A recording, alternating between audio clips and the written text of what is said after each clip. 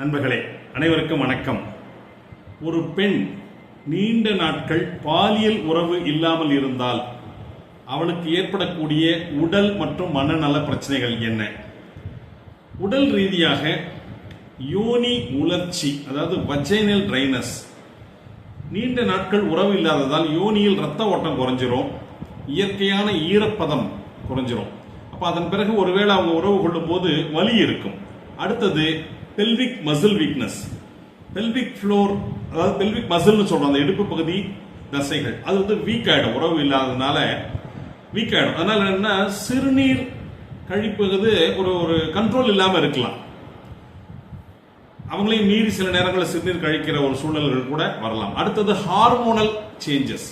Oestrogen ஃபுல்லா குறைஞ்சிரும். அப்ப ஈஸ்ட்ரோஜன் குறையும் போது என்ன ஆகும்?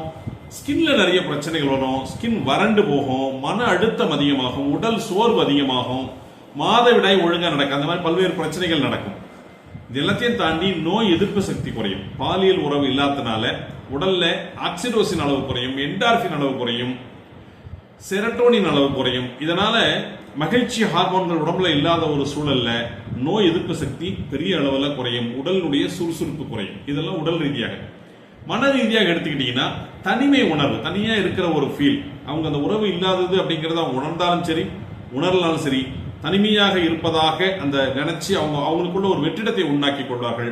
அதனால அவங்க மேலேயே அவங்க ஒரு மரியாதை இல்லாம போயிடும். நான் கவர்ச்சியா இல்லையா, எனக்குன்னு யாருமே இல்லையா அப்படிங்கிற எண்ணங்கள்லாம் அவர்களுக்குள்ள உருவாகி அவருடைய தன்னம்பிக்கை பெரிய அளவில் குறையும். அவருடைய மனச்சோர்வு அதிகமாகும், டிப்ரெஷன் அதிகமாகும். ஏன்னா இயற்கையாக ஒரு ஆணோடு சேரும் போது உருவாகக்கூடிய மகிழ்ச்சி ஹார்மோன்கள் அவங்களுக்குள்ள சரியாக சுரக்காததால் மனநிலையில மிகப்பெரிய அளவில் டிஸ்டர்பன்சஸ் உருவாகும். அப்ப இதுல இருந்து மீள்வது எப்படி அப்படின்னா, அந்த பெண் தன்னுடைய மனசுக்கும் உடலுக்கும் சரியான ஒரு துணையை அவங்க பெறும்போது இந்த பிரச்சனையிலிருந்து அவங்க வெளியே வர முடியும், உடல் ரீதியாக மன ரீதியாக. ஸோ அந்த துணை எப்படி இருக்கும்னா, ஏற்கனவே இவங்க பெரிய அளவில் இதெல்லாம் டிஸ்டர்ப் ஆயிருக்கிறாங்க அப்படின்னா அந்த துணை சரியான முறையில் இவங்களை புரிந்து கொண்டவராக, அவங்க இந்த இன்டிமசி, தந்திரா, இந்த மாதிரி விஷயங்கள்ல ஒரு நல்ல சரியான புரிதல் உள்ள நபராக அவர் இருக்க வேண்டும்.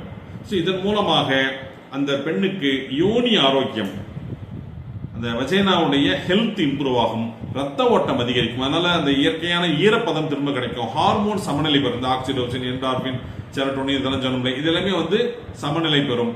உடல் நெருக்கம் இதயபூர்வமாக நெருக்கமாக மாறும் போது அந்த பெண்ணுக்குள்ள ஒரு பூரணத்தன்மை கிடைக்கும். அதே போல அந்த சரியான ஒரு துணையோட சேரும்போது இந்த சுவாசம், மூச்சு ஒன்றோடொன்று கலப்பது, கண்கள் ஒன்றோடொன்று பார்த்து அந்த கண் பார்வையில் நடக்கக்கூடிய சில விஷயங்கள், இதெல்லாம் வந்து ஒரு எனர்ஜி எக்ஸ்சேஞ்சை உருவாக்கும் இரண்டு பேருக்கு இடையில.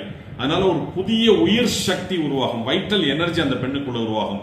இது நடந்த பிறகு அந்த பெண் உங்களுக்கு அதுக்கு முன்னாடி இருந்ததிலிருந்து முற்றிலும் மாறுபட்டவளாக இருப்பாள்.